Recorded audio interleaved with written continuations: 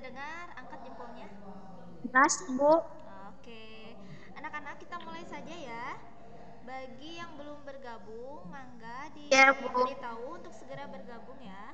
Kita mulai saja. Assalamualaikum warahmatullahi wabarakatuh. Anak-anak, alhamdulillah hari ini kita Waalaikumsalam dapat warahmatullahi wabarakatuh. bertemu kembali dalam pembelajaran jarak jauh. Kali ini Ibu akan eh, memberikan materi kepada kalian untuk geografi kelas 11 bab kedua, karena minggu-minggu sebelumnya kita sudah belajar bab pertama.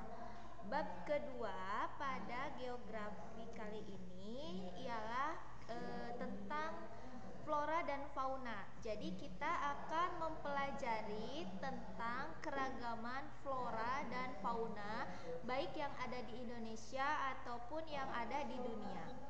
Eh, untuk lebih jelasnya, di sini Ibu sudah menyiapkan PowerPoint untuk kalian. Silahkan disimak.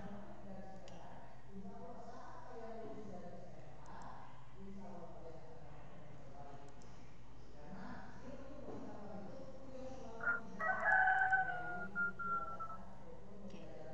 Nah, di sini Ibu sudah menyiapkan PowerPoint. Kita mulai saja. Di sini judulnya tentang flora dan fauna yang ada di Indonesia dan di dunia.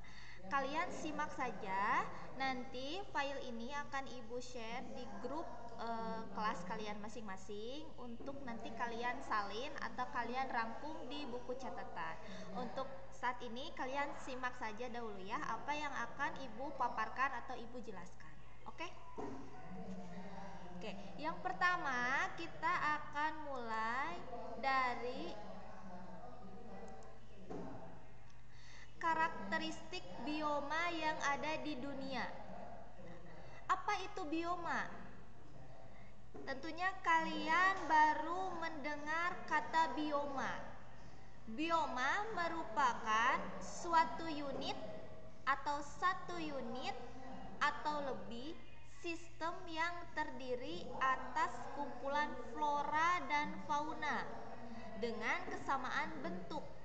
Jadi bioma itu adalah suatu unit atau sistem terdiri dari kumpulan flora dan fauna dengan kesamaan bentuk. Bioma ada karena adanya perbedaan kondisi iklim dan letak geografis suatu wilayah. Bioma ini merupakan salah satu hal yang ada pada geosfer. Dulu waktu kelas 10 kita sudah belajar mengenai geosfer. Nah, dalam geosfer itu ada yang pertama litosfer, atmosfer, hidrosfer, biosfer, dan yang terakhir antroposfer. Nah, bioma ini termasuk ke dalam fenomena geosfer yang mana? Biosfer. Jadi fenomena geosfernya termasuk ke dalam biosfer, terdiri dari flora dan fauna. Karena bioma itu banyak, nah maka bioma dibagi menjadi beberapa macam. Di sini ada 7. Yang pertama ada bioma tundra. Oke, nanti kita bahas satu-satu ya. Yang kedua bioma taiga. Ketiga bioma gurun. Keempat bioma stepa atau disebut juga dengan padang rumput. Kelima bioma hutan gugur. Keenam bioma hutan hujan tropis. Dan terakhir bioma sabana. Oke, kita akan bahas secara singkat beberapa bioma yang barusan Ibu sudah sebutkan. Yang pertama di sini ada bioma tundra. Nah, bioma tundra ini adanya di kawasan sekitar kutub. Jadi adanya di wilayah kutub, baik kutub utara atau kutub selatan. pada bioma tundra kita tidak dapat menemukan pepohonan. Kenapa? Karena daerah kutub itu kan dominannya atau wilayahnya berupa wilayah es atau salju. Maka di sana tidak ada pepohonan, tetapi ada tumbuhan yang kecil-kecil. Sifatnya seperti atau jenisnya seperti rumput-rumputan yang berbunga kecil. Selain itu juga kalau di daerah kutub baik utara ataupun selatan, biasanya tumbuhan yang hidup selain rumput-rumput kecil juga ada lumut. Oke, kita lanjut ya. Bioma tundra ini terdapat di sekitar lingkar Arktik atau kutub utara dan kutub selatan. Juga ada pada wilayah Greenland. Nah, Amerika Utara dan Eropa bagian utara. Jadi bioma tundra itu adalah bioma yang ada, atau bioma itu tadi apa kata Ibu? Sekumpulan atau sejenis kumpulan flora dan fauna yang ada di wilayah. Jadi bioma tundra itu hanya ada di kutub utara dan kutub selatan. Oke, kita lanjut. Yang kedua, bioma taiga. Nah, bioma taiga ini adalah suatu hutan yang di dalamnya hanya terdiri dari satu jenis pohon.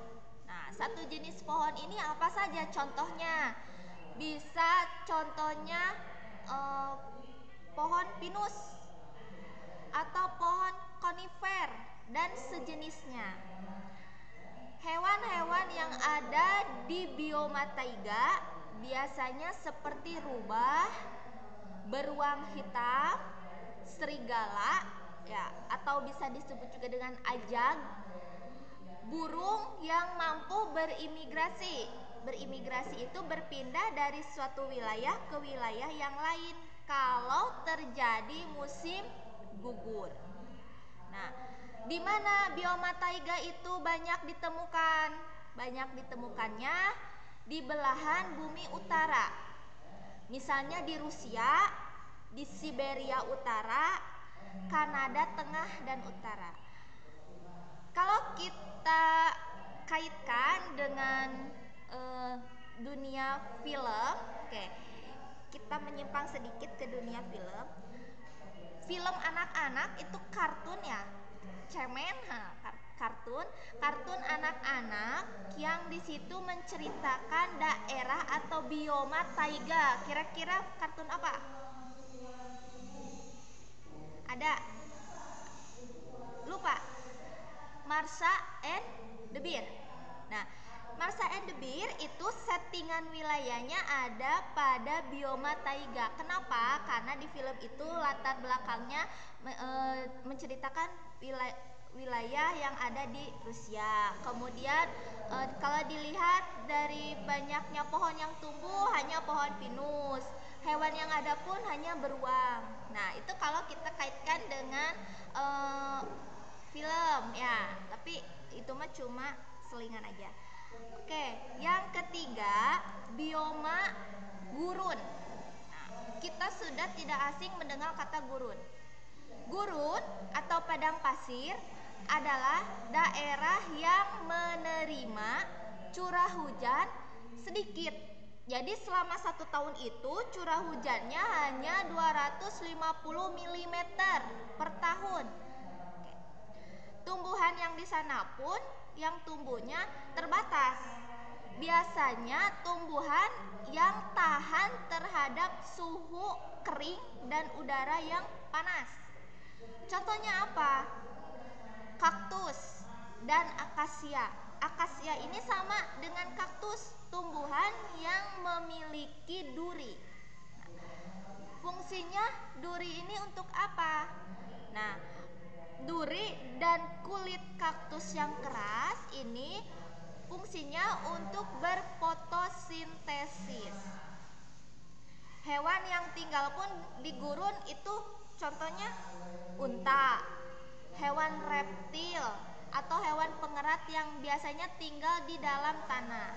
Kenapa? Karena mereka harus menyesuaikan diri dengan lingkungannya. Unta di sana bisa bertahan hidup di gurun karena memiliki kantong. Di pundaknya itu ada kantong tempat penyimpanan air. Oke. Kita lanjut. Yang keempat, di sini ada bioma stepa. Stepa atau bisa disebut juga dengan padang rumput. Nah, pada padang rumput biasanya ekosistemnya itu didominasi oleh vegetasi yang terdiri dari beberapa jenis rumput. Tidak ada pohon-pohon besar atau semak-semak besar, hanya rumput saja. Rumput yang tumbuhnya merata atau jenisnya sama, kecil-kecil, pendek-pendek. Nah, biasanya ada pada bioma stepa atau padang rumput. Hewan apa saja nih yang suka ada di padang rumput? Kita sering melihat film ya, atau misalnya melihat tayangan video dan lainnya, film dokumenter dan lain sebagainya. Biasanya hewan yang tumbuh di padang rumput itu salah satunya adalah kuda. Nah, kuda, sapi diternakan secara langsung di padang rumput, hanya dibatasi saja setiap perbatasan wilayahnya oleh pagar, misalnya seperti itu. Kalau di Indonesia, bioma stepa atau padang rumput adanya di Nusa Tenggara Timur, NTT. Nah, di sana banyak terdapat padang rumput, juga ternak kuda. Ya, ada kuda liar kalau nggak salah. Ya, Bu Ine, ada kuda liar ya. Ternak kuda liar. Nah, ternak kuda liar ini biasanya ada pada bioma stepa. Yang kelima, bioma hutan gugur. Nah, kita sering melihat pohon-pohon yang berguguran daunnya. Nah, itu biasanya ada pada bioma hutan gugur. Vegetasinya didominasi atau lebih banyak ditumbuhi oleh tumbuhan peluruh atau tumbuhan yang daunnya bisa gugur. Contohnya apa? Tumbuhan yang daunnya dapat gugur. Apa? Pohon jati. Ya, bisa? Wulan, betul? Wulan, betul? Angkat jempolnya, Wulan. Apalagi kira-kira? Pohon apalagi yang daunnya dapat gugur? Jati. Apalagi? Nah, kalau kalian sering, biasanya anak-anak muda itu sekarang lagi demam drama Korea. Nah, di drama Korea itu atau di daerah Jepang itu ada pohon sakura. Nah, pohon sakura juga itu mengalami gugur daunnya. Kenapa? Karena nah, di sini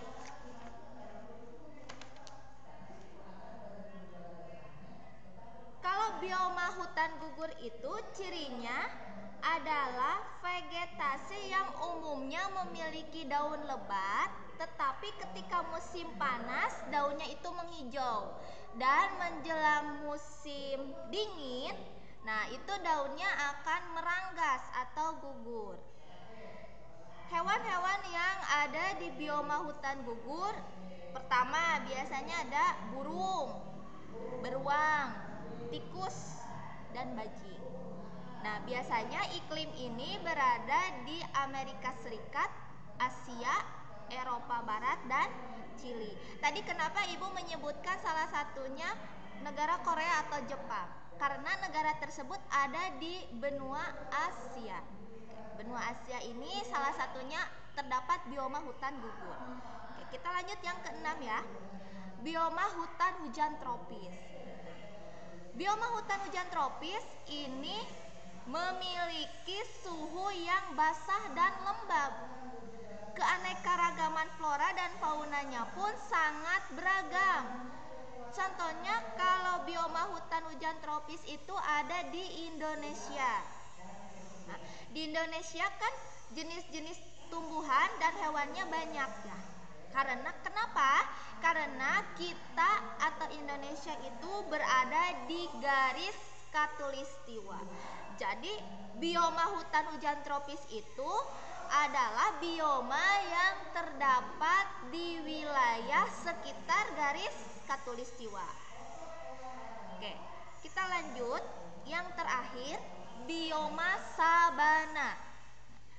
Bioma sabana adalah padang rumput, tadi sama kayak stepa ya, padang rumput, tetapi kalau pada bioma sabana itu terdapat pohon-pohonan yang menyelingi rumput. Nah, pohonnya apa saja? Contohnya bisa akasia atau palem. Jadi kalau pada bioma sabana itu selain ada padang rumput, ada juga pohon-pohon, tapi nggak banyak, mungkin saja hanya satu atau dua. Tapi kalau pada bioma stepa atau padang rumput itu hanya rumput saja, tidak ada pohon-pohonan, baik itu satu ataupun dua, tidak ada, hanya rumput saja. Nah, bioma sabana ini terdapat di wilayah tropis dan subtropis. Contohnya di Afrika, Amerika, Australia, dan Indonesia. Tadi Ibu menyebutkan di Indonesia itu di NTT ya. Jadi di NTT itu selain ada bioma sabana juga ada bioma stepa. Oke, kita lanjut. Kalau tadi kita sudah membahas mengenai karakteristik bioma di dunia, sekarang kita akan membahas tentang faktor-faktor yang mempengaruhi sebaran flora dan fauna. Jadi flora dan fauna itu bisa tersebar kemana-mana. Kenapa bisa tersebar? Tentu ada faktornya.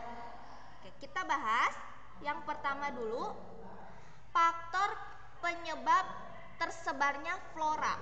Kalau flora itu berarti apa? Tumbuhan. Yang pertama, faktor penyebabnya adalah faktor iklim. Nah, di sini faktor iklim itu meliputi cahaya matahari, suhu, curah hujan, angin, dan kelembaban. Nah, di sini Ibu menyertakan foto. Di sini ada foto pohon-pohon dan semak-semak. Nah, ini salah satu contoh bioma hutan hujan tropis. Di sini bioma hutan hujan tropis mendapatkan cahaya sinar matahari yang cukup. Kenapa? Karena bioma ini terdapat pada wilayah garis khatulistiwa. Oke. Jadi faktor yang pertama itu adalah faktor iklim.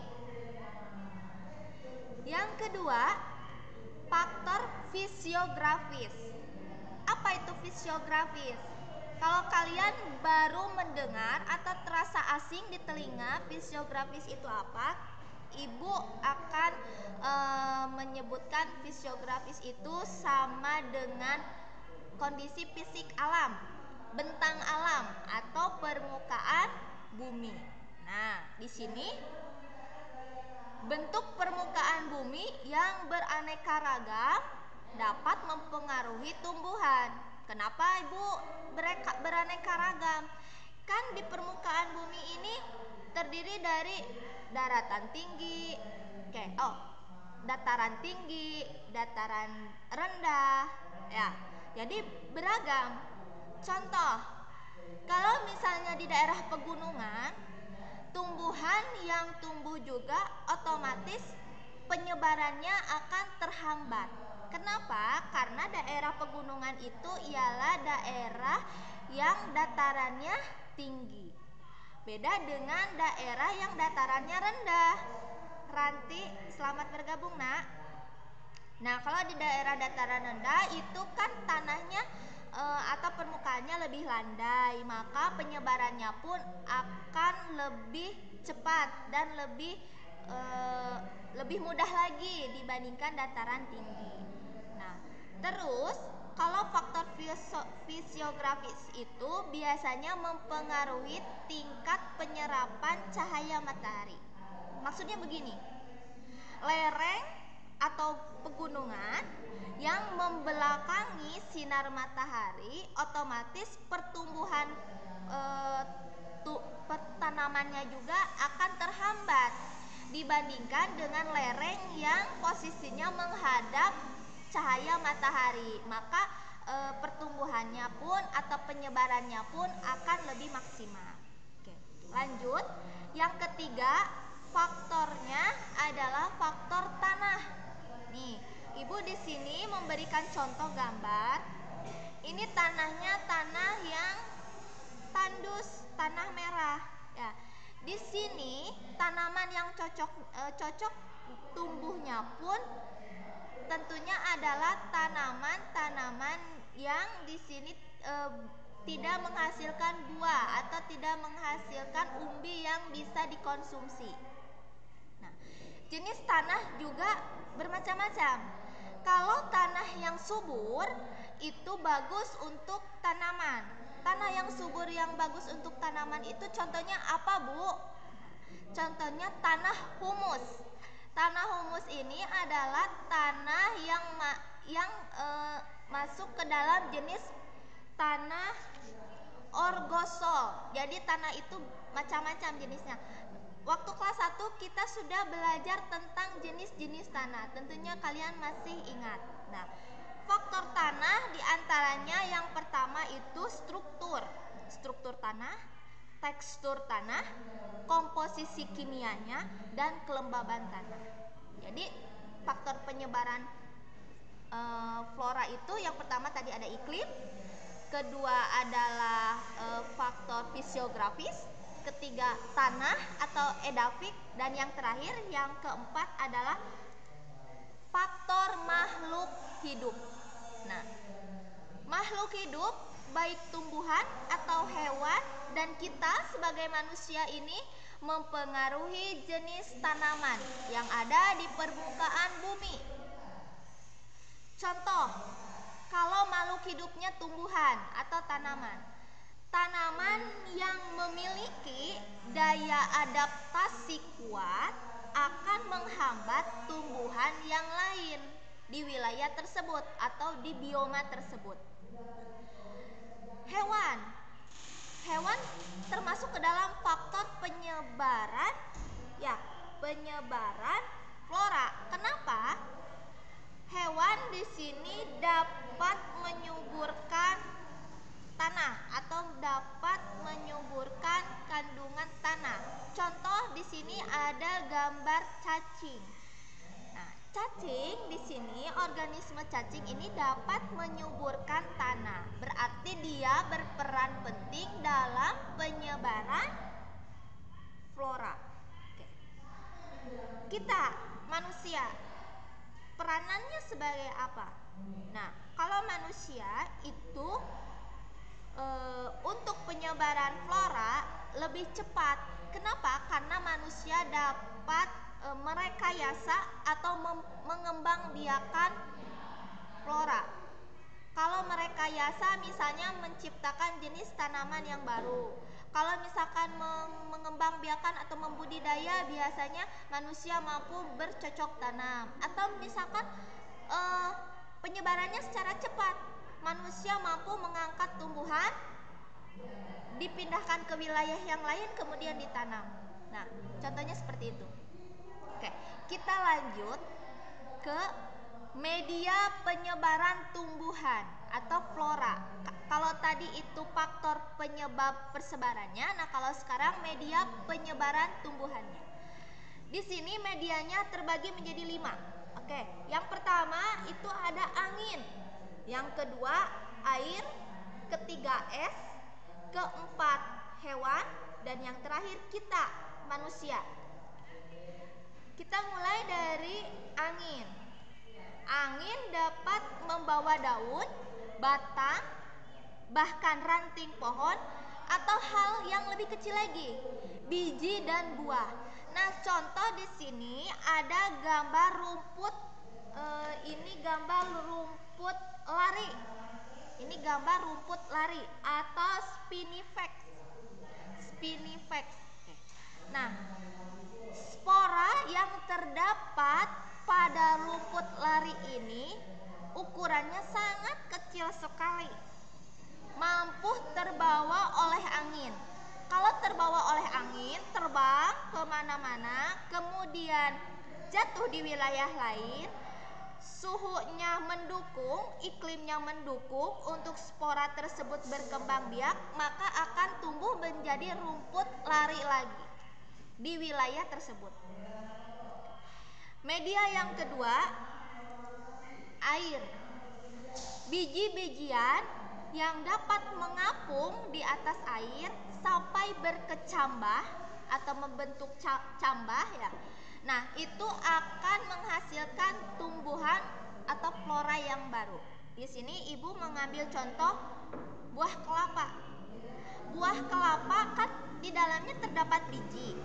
Nah, ketika buah kelapa ini terbawa oleh air, mengapung di atas air, kemudian tumbuh tunas, maka ketika mendarat di suatu daratan atau mendarat di tanah, ya, maka akan tumbuh menjadi pohon kelapa yang baru.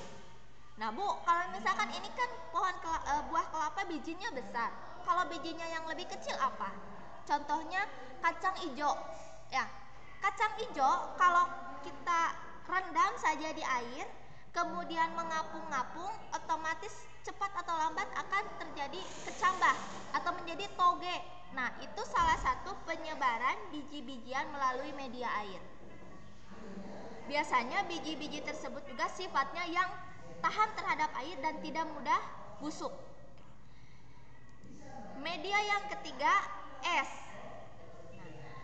Es di sini biji-bijiannya atau tumbuhannya terperangkap dalam es, terbawa ratusan mil sampai esnya itu mencair ke wilayah yang lain. Nah, biasanya biji-bijian dan tumbuh-tumbuhan yang terperangkap di es ini adalah tumbuhan yang terdapat pada bioma tundra. Bioma tundra itu adalah bioma yang terdapat di wilayah sekitar kutub atau daerah Arktik. Nah, ini contohnya, gambarnya. Oke. Kita lanjut. Media yang keempat, ada hewan. Nah, di sini hewan itu sangat berperan penting dalam penyebaran tumbuhan atau flora.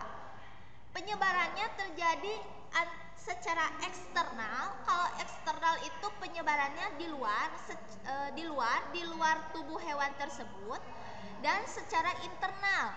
Kalau internal itu terjadi di dalam tubuh hewan tersebut. Nah, contohnya begini. Kalau yang eksternal, misalnya ada serangga, atau Ibu ini mencontohkannya kupu-kupu. Kupu-kupu hinggap di bunga. Nah, spora bunga tersebut nempel di sayap kupu-kupu. Kupu-kupu tersebut terbang, nah sporanya jatuh di tempat lain. Maka akan menyebabkan spora tersebut tumbuh menjadi bunga sejenis di wilayah itu. Nah, hewan yang mengangkutnya disebut ektozoik. Nah, sekarang kalau yang sifatnya internal terjadi di dalam tubuh hewan. Biji-bijian yang ada di tumbuhan itu dimakan oleh hewan. Contohnya hewan kera. Hewan kera tersebut memakan biji-bijian. Nah, biji-bijian yang halus tersebut nempel di bulunya. Kemudian si hewan tersebut pergi ke daerah lain atau wilayah yang lain. Si biji-biji tersebutnya jatuh, kemudian tumbuh menjadi tanaman baru. Atau misalnya kalau biji kopi, ya, biji kopi itu dimakan oleh sejenis musang, ya. Kemudian si musang itu mengeluarkan kotorannya di wilayah yang lain. Kemudian si biji tersebut akan tumbuh menjadi pohon kopi.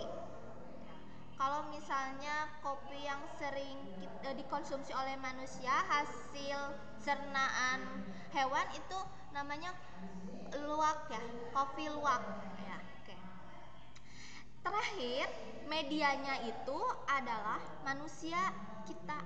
Nah, penyebaran tumbuhan yang lebih cepat itu melalui media manusia. Kenapa? Tadi manusia dapat memindahkan tumbuhan dengan cepat dengan jarak yang jauh. Misalnya, pohon yang ada di kebun A, bibitnya dipindahkan ke lahan atau kebun yang ada di kota B, kemudian ditanam. Nah, itu kan penyebarannya sangat cepat, jaraknya pun jauh. Kita lanjut.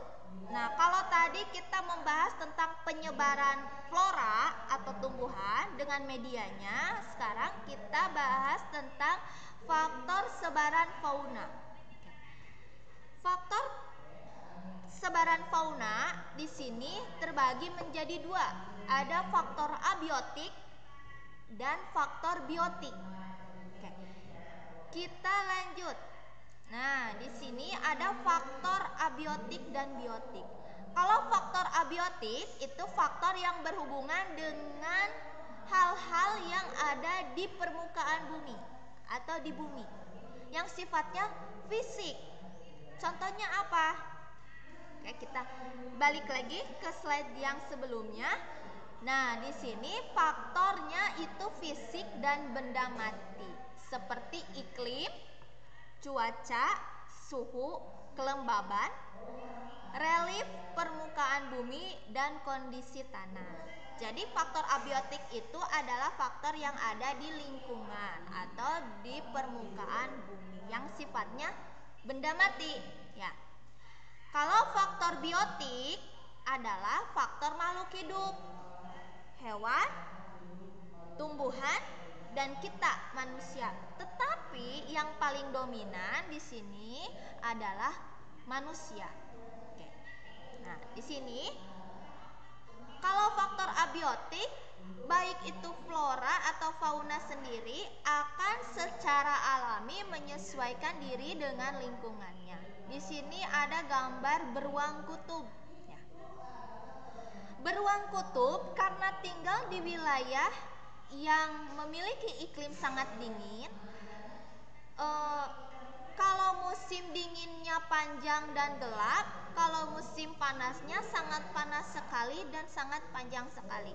Maka untuk dapat menyesuaikan diri, si beruang ini memiliki bulu yang sangat tebal. Kenapa? Karena untuk bertahan hidup. Kalau faktor biotik, nah seperti tadi Ibu sebutkan, faktor biotik yang paling dominan itu adalah manusia. Manusia sangat berperan penting dalam penyebaran fauna atau penyebaran hewan. Kenapa? Karena manusia tadi dikatakan dapat merekayasa atau mengembangbiakan hewan, fauna. Kalau merekayasa bisa saja mengkloning hewan tersebut. Kalau mengembangbiakan, nah bisa saja si hewan tersebut diternakan kemudian dikembangbiakan supaya jumlahnya lebih banyak. Oke, kita lanjut ke media penyebaran fauna. Kalau tadi penyebaran tumbuhan atau flora itu ada 5 medianya. Nah, kalau untuk penyebaran fauna itu medianya ada 4. Yang pertama di sini ada media udara. Di sini Ibu hanya menampilkan gambar saja. Maksudnya begini. Untuk media udara, contoh, fauna tersebut dapat menyebar ke wilayah yang lain. Misal di sini ada burung, sekelompok burung yang mampu berimigrasi dari satu wilayah ke wilayah yang lain pada musim dingin. Mungkin saja wilayah yang pertama ditinggalinya itu akan mengalami musim dingin. Nah, untuk bertahan hidup, si sekelompok burung ini pergi ke wilayah yang lain atau bermigrasi ke wilayah yang lain untuk berkembang biak, untuk mencari makan dan lain sebagainya. Kemudian media yang kedua itu ada air. Nah, sama halnya dengan udara, air di sini sebagai media untuk penyebaran fauna. Contoh, ikan-ikan kecil ini dengan kekuatan dia berenang dan terbawa oleh arus sungai bisa saja pindah dari perairan A ke perairan B. Untuk apa? Untuk bertahan hidup dan untuk berkembang biak. Lanjut, media penyebaran yang ketiga. Di sini ada lahan. Nah, kalau penyebaran fauna di lahan ini terjadi di daratan. Jadi hewannya itu pindah dari wilayah A ke wilayah B melalui daratan. Nah, di sini contohnya ada sekelompok banteng. Sekelompok banteng ini bermigrasi dari wilayah yang satu ke wilayah yang lain untuk bertahan hidup. Kemudian media yang terakhir, kita manusia. Manusia ini media untuk penyebaran fauna yang sangat cepat sekali. Kenapa? Karena tadi manusia dapat memindahkan langsung. Contoh di sini ada gambar sapi yang diangkut di alat transportasi. Di sini ada seperti truk ya. Mungkin saja sapi tersebut dipindahkan dari kota A ke kota B, atau dari Pulau Jawa ke Pulau Kalimantan misalnya. Nah, ini kan penyebaran faunanya secara cepat, penyebaran hewannya secara cepat. Oke. Kita lanjut, yang terakhir yang akan kita bahas itu mengenai persebaran jenis-jenis flora dan fauna, baik yang ada di Indonesia ataupun di dunia. Kita mulai dari jenis flora dan fauna yang ada di Indonesia. Nah, persebaran fauna dan flora yang ada di Indonesia tidak terlepas dari sejarah geologi. Apa itu geologi? Geologi adalah ilmu yang mempelajari tentang permukaan bumi. Geologi kepulauan Indonesia itu terbilang sangat rumit. Kenapa sangat rumit? Karena Indonesia berada di beberapa zona subduksi. Sejarah pembentukan kepulauan Indonesia ini dimulai dari 200 juta tahun yang lalu. Jadi zaman dahulu itu dunia hanya terbentuk atau hanya terdapat dua benua besar, yaitu Laurasia dan Gondwana. Nah, kalau Laurasia itu berada di belahan bumi bagian utara. Nah, kalau Gondwana di belahan bumi bagian selatan. Nah, pola persebaran flora dan fauna ini tidak terlepas dari pergerakan lempeng. Kenapa lempeng dapat bergerak? Karena adanya tenaga endogen. Tenaga endogen adalah tenaga yang terjadi atau berasal dari dalam bumi. Pergerakan lempeng ini, diperkirakan terjadi mulai 160 juta tahun yang lalu, kemudian terjadi pada 70 juta tahun yang lalu, kemudian terjadi lagi pada 40 juta tahun yang lalu, dan terjadi pada 15 tahun yang lalu, di mana terjadi tabrakan antara kempikan Asia Tenggara dari Gondwana dengan Asia. Nah, baik konvergensi atau divergensi flora dan fauna yang ada di lempengan tersebut akan berpindah. Misal, kalau yang tadinya ada di benua Gondwana, karena lempengannya atau benuanya mendekat, maka akan pindah ke benua Laurasia. Begitu juga dengan sebaliknya. Nah, itu kalau penyebaran flora dan fauna kita kaitkan dengan sejarah geologi. Nah, lanjut, oke anak-anak. flora dan fauna yang ada di Indonesia. Nah, flora dan fauna yang ada di Indonesia ini beragam atau bermacam-macam, kaya akan flora dan fauna. Kenapa? Karena Indonesia terdiri dari wilayah biogeografi. Apa itu biogeografi utamanya? Yaitu Oriental dan Australia. Nah, pemisahan-pemisahan atau klasifikasi flora dan fauna ini diperkenalkan atau pertama ditemukan itu oleh Alfred Russel Wallace tahun 1854 sampai 1913. Makanya terkenal dengan pembagian flora dan fauna berdasarkan garis Weber dan Wallace yang memisahkan antara paparan Sunda. Paparan Sunda itu terdiri dari Pulau Jawa, Bali, Kalimantan, dan Sumatera, yang dipisahkan oleh Pulau Sulawesi, Kepulauan Maluku, Nusa Tenggara, dan Papua. Jadi hewan pun yang ada di Indonesia itu dibedakan berdasarkan tipenya. Ada tipe bagian barat, tengah, dan timur. Nah, di sini Ibu akan menampilkan peta persebaran fauna di Indonesia. Nah, ini peta persebaran hewan atau fauna-fauna yang ada di Indonesia. Nah, ini garis Wallace-nya. Ini garis Wallace-nya memisahkan antara paparan Sunda.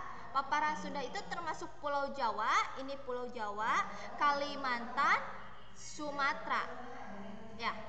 Dengan Pulau Sulawesi, Maluku, dan ini Nusa Tenggara serta Papua. Jadi dipisahkan oleh garis Wallace dan garis Weber. Nih, garis Webernya ini. Nah, ini garis Wallace-nya. Oke. Sedikit lagi. Sebaran flora dan fauna di dunia. Kalau tadi kita sudah membahas tentang sebaran flora dan fauna yang ada di Indonesia, sekarang kita membahas yang ada di dunia. Nah, sebaran flora di dunia itu dibedakan menjadi beberapa jenis. Yang pertama itu pada daerah tropis atau yang ada di daerah tropis. Pertama di sini kita percepat aja slide-nya anak-anak. Yang pertama itu ada di daerah tropis, kemudian yang kedua itu di daerah iklim sedang, dan yang ketiga itu di daerah kutub dan daerah yang tinggi. Oke, kita lihat satu-satu contohnya. Ini kalau misalnya persebaran hewan dan tumbuhannya yang ada di daerah tropis, contohnya hutan hujan tropis. Ini gambarnya. Biasanya hutan ini ada di wilayah Khatulistiwa. Vegetasinya pun bermacam-macam, banyak jenisnya. Umumnya daunnya lebat-lebat dan lebar.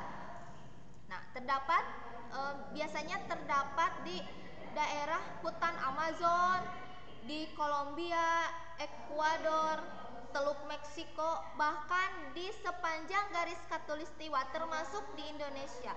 Di Indonesia hutannya adalah hutan hujan tropis. Lanjut. Kalau tadi hutan hujan tropis, nah kalau sekarang hanya hutan tropis saja. Ini kalau hutan hujan tropis itu curah hujannya rata sepanjang tahun, ya, lebih dari 2000 mm per tahun. Tapi kalau hutan tropis ini daerah tersebut atau tanaman yang tumbuh tergantung pada hujan musiman. Biasanya rata-rata antara 700 sampai 1000 mm per tahun curah hujannya. Nah, biasanya terdapat di daerah yang berada di garis Khatulistiwa juga, misalnya di India, Myanmar, Cina, Indonesia, Amerika, Australia. Kita lanjut. Lahan hutan berduri. Nah, kalau lahan hutan berduri itu tumbuhan yang ada hanya tumbuhan yang mampu bertahan pada udara kering atau disebut juga xerofit. Nah, curah hujannya itu sangat rendah. Musim kemarau atau musim keringnya itu sangat panjang. Tumbuhannya pun umumnya yang tumbuh itu memiliki duri. Nah, seperti ini contohnya. Biasanya terdapat di daerah Sudan, Laut Merah, India, Afrika, dan pedalaman Australia. Oke, sekarang kita berkelana ke sabana. Sabana ini. Tadi juga Ibu sudah menjelaskan mengenai bioma sabana. Nah, bioma sabana adalah padang rumput. Nah, ini ada gambar rumput-rumput, tetapi diselingi oleh tumbuhan yang tinggi seperti ini. Nah, tumbuhan seperti ini, atau pohon yang seperti ini. Oke. Biasanya ada di daerah tropis atau subtropis. Jadi kalau daerah tropis itu adalah daerah yang memiliki dua musim. Musim penghujan dan musim kemarau. Kalau yang daerah subtropis memiliki 4 musim. Panas, dingin, semi, dan gugur. Oke, kita lanjut. Padang rumput. Nah, kalau tadi sabana juga sama ya, padang rumput, tapi ada tanaman tingginya diselingi pohon yang lain. Nah, kalau padang rumput ini hanya terdiri dari rumput saja. Ciri khasnya curah hujannya sangat rendah. Bahkan sampai 25 sampai 50 mm per tahun. Berada pada daerah tropis dan subtropis. Nah, ini kalau padang rumput seperti ini, hanya rumput saja. Tetapi kalau sabana, padang rumput diselingi oleh tumbuhan. Oke. Kita lanjut ke semak-semak kerdil setengah gurun. Jadi pada wilayah ini jenis tumbuhannya pun sifatnya xerofit. Xerofit itu tumbuhan yang mampu bertahan hidup di udara kering dan memiliki kandungan air yang sangat sedikit. Contohnya akasia atau contoh yang lain kaktus. Nah, biasanya ditemukan di lereng-lereng yang berbatuan terjal atau bercadas. Lahannya itu bergelombang dan berpasir. Nah, contohnya seperti ini. Ya. Oke, sudah jelas? Hutan tropis dan subtropis. Oh, maaf, gurun tropis dan subtropis. Nah, karena memiliki iklim yang sangat panas serta kandungan airnya sedikit, maka tumbuhan yang dapat tumbuh di gurun tropis dan subtropis itu hanya sejenis kaktus dan akasia, bisa akasia atau kaktus saja. Contohnya gurun yang terkenal itu ada gurun Sahara, gurun Arab, bahkan gurun Australia Tengah. Ya, seperti ini. Oke. Kita lanjut, yang terakhir itu ada hutan mangrove atau mangrove. Ya. Kita sering mendengar kata tumbuhan mangrove. Tumbuhan mangrove adalah vegetasi atau tumbuhan yang tumbuh pada lumpur di sekitar pantai. Nah, bisa terdiri atau jenisnya bisa saja api-api atau nama lainnya Avicennia, ya. Dan rhizopora. Nah, jadi tumbuhannya itu rhizopora dan api-api atau nama lainnya Avesia. Biasanya terdapat di wilayah pantai. Jadi hutan mangrove itu hanya ada di wilayah sekitar pantai.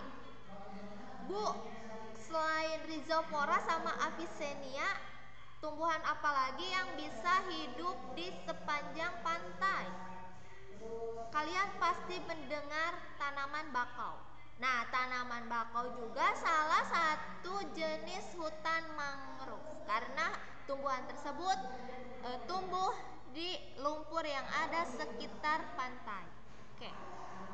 Terakhir,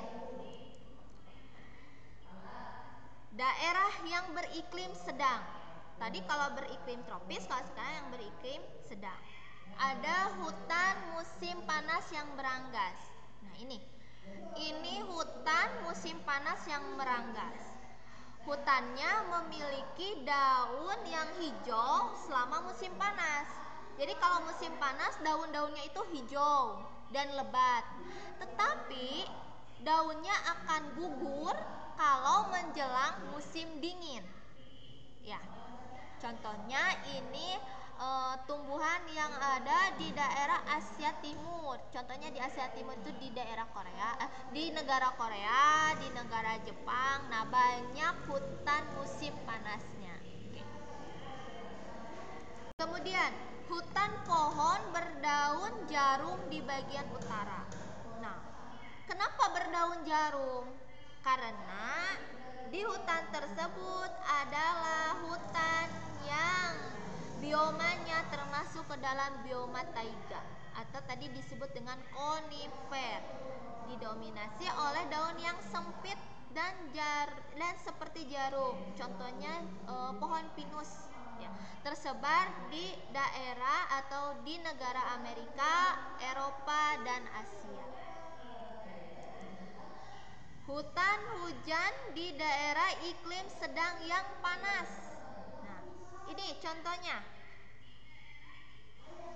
Memiliki curah hujan yang tinggi dan merata sepanjang tahun. Tumbuhannya selalu hijau, tetapi berada di daerah subtropis. Daerah subtropis itu ialah daerah yang memiliki 4 musim.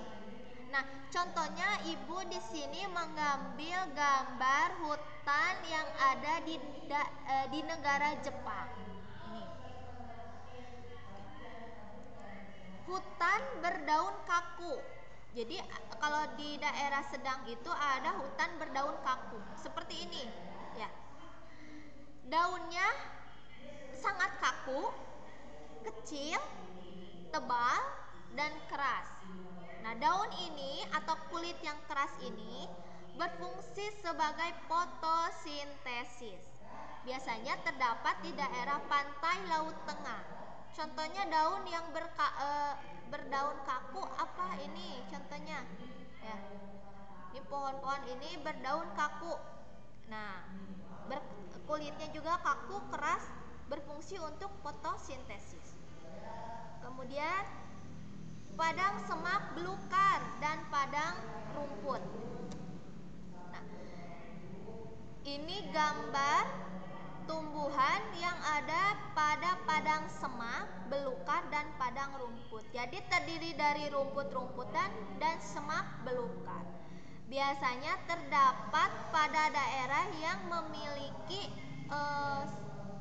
iklim sejuk serta musim dinginnya yang basah sepanjang tahun. Nah, kemudian vegetasi setengah gurun dan gurun. Nah, biasanya vegetasi yang tumbuh di sini adalah yang memiliki daun berduri, tebal, keras, dan kaku, seperti halnya pada hutan berdaun kaku. Tumbuhan yang tumbuhnya pun jenisnya sedikit. Bisa kaktus, bisa akasia, tapi yang sifatnya xerofit. Apa tadi xerofit? Tumbuhan yang dapat hidup di daerah yang bersuhu kering dan memiliki kadar air yang sedikit. Terdapat di daerah Australia, Amerika, dan Asia. Oke. Terakhir yang akan ibu bahas adalah daerah kutub dan daerah yang tinggi. Nah, pada daerah kutub dan daerah tinggi ini ada flora dan fauna pada wilayah tundra. Tundra adalah tadi dikatakan oleh ibu bahwa wilayah tersebut berada di kawasan kutub, baik utara atau selatan. Biasanya terdapat di lingkar Arktik, ya, di lingkar Arktik. Tumbuhannya pun yang bisa hidup hanya lumut atau tumbuhan kecil semacam rumput-rumput hidup di sana biasanya memiliki bulu yang tebal. Kenapa? Karena harus menyesuaikan diri dengan suhu dan lingkungan yang ada. Contohnya di sini ada penguin. Selain penguin, hewan yang hidup di kutub itu biasanya beruang kutub. Ya, oke. Kita lanjut. eh, Padang semak kerdil. Nah, padang semak kerdil ini seperti ini. Adanya di lereng-lereng atau cekungan yang basah, vegetasinya berupa lumut, kerak, alga. Terdapat di sekitar wilayah Arktik. Oke. Lanjut, terakhir itu ada sebaran fauna di dunia. Tadi kalau yang sudah kita lihat sebelumnya adalah sebaran flora, yang ini sebaran flora. Nah, kalau sekarang sebaran faunanya atau hewannya, tapi yang ada di dunia. Dibagi menjadi paleartik. Ya, ada paleartik. Di sini neartik, oke. Ethiopian, oriental, neotropik, terakhir Australia atau disebut juga dengan Australis, dan Selandia Baru. Nah, di sini Ibu menyajikan peta persebaran fauna atau hewan yang ada di dunia. Nah, ini Paleartik ini berada di daerah utara, ya. Ini peta persebarannya. Oke. Nah, sebelum menutup pembelajaran kali ini, bagi kalian yang belum paham tentang materi yang telah Ibu sampaikan, mangga silakan bertanya atau ada hal-hal yang lain yang mau ditanyakan, mangga. Nanti di akhir pembelajaran, setiap materi yang disampaikan oleh Ibu harap oleh kalian dicatat atau disalin di buku catatan. Boleh dirangkum, yang penting ada catatan atau poin-poin pentingnya saja di buku catatan. Mangga, barangkali ada yang mau bertanya sebelum Ibu menutup pembelajaran kali ini.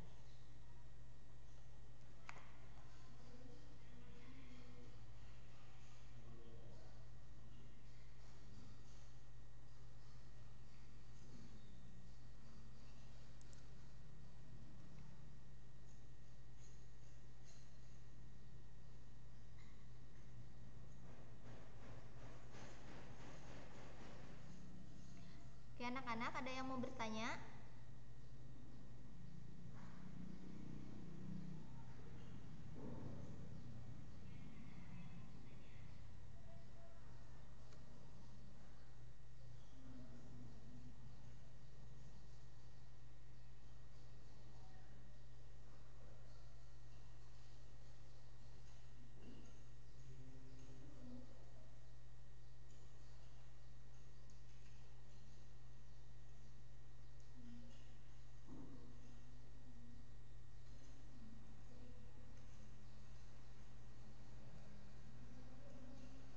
Baik anak-anak, jika tidak ada yang mau ditanyakan, maka Ibu akan mengakhiri pembelajaran kita kali ini.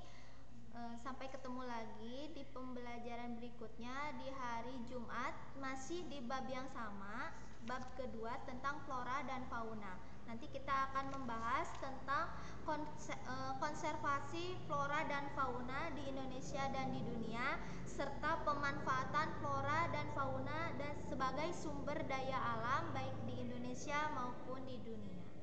Terima kasih atas perhatiannya. Assalamualaikum warahmatullahi wabarakatuh.